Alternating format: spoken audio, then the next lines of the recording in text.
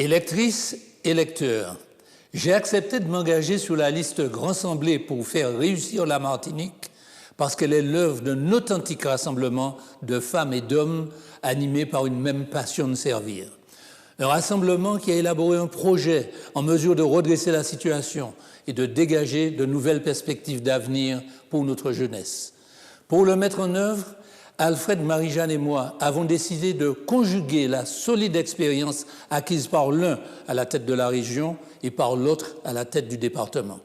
Cela nous permettra d'être opérationnels dès la mise en place de la nouvelle collectivité et notamment de coordonner au mieux les services du département et de la région.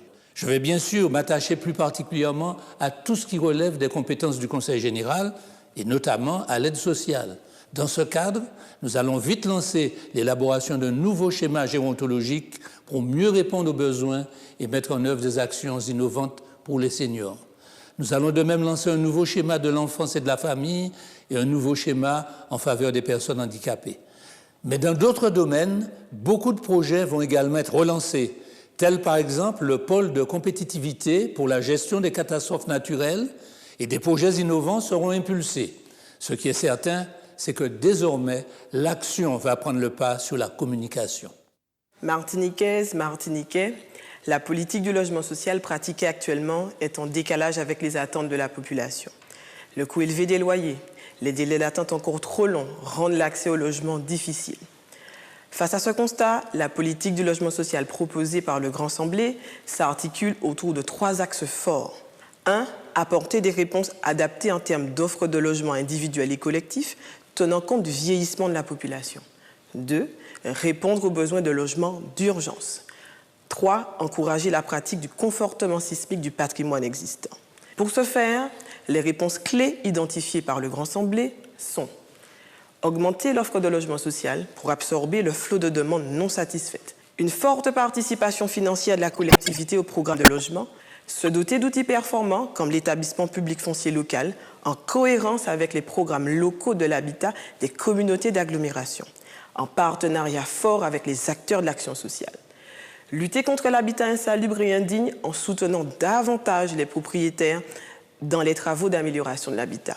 Répondre aux besoins spécifiques du logement d'urgence en soutenant la construction de centres d'hébergement et de réinsertion sociale. Le 6 décembre 2015, faites le choix déterminant pour la Martinique, votez massivement pour le Grand Assemblée avec Alfred, Marie-Jeanne.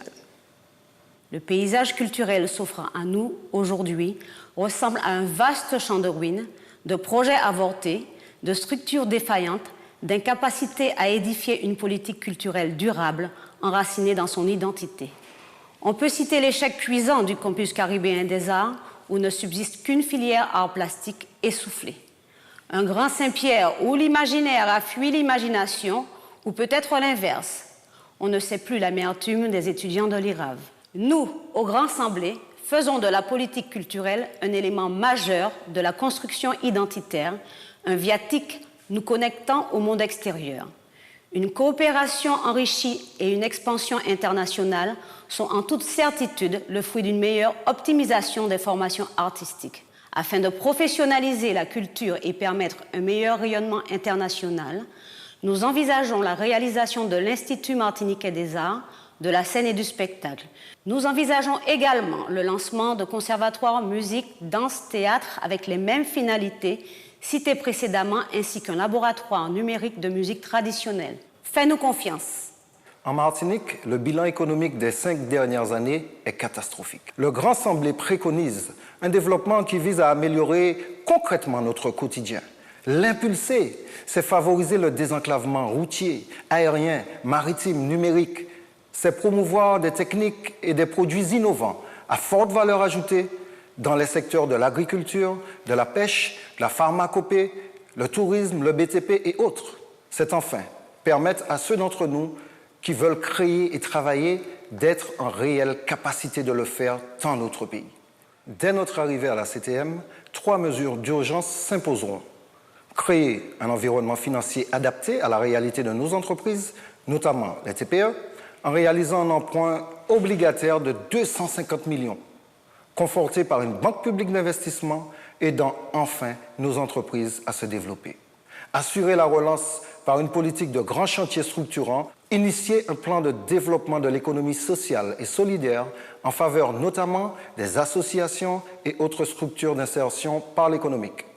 Dans ce schéma, la formation constitue notre priorité absolue en faveur des chômeurs, des jeunes en apprentissage, des actifs, des seniors, des personnes handicapées.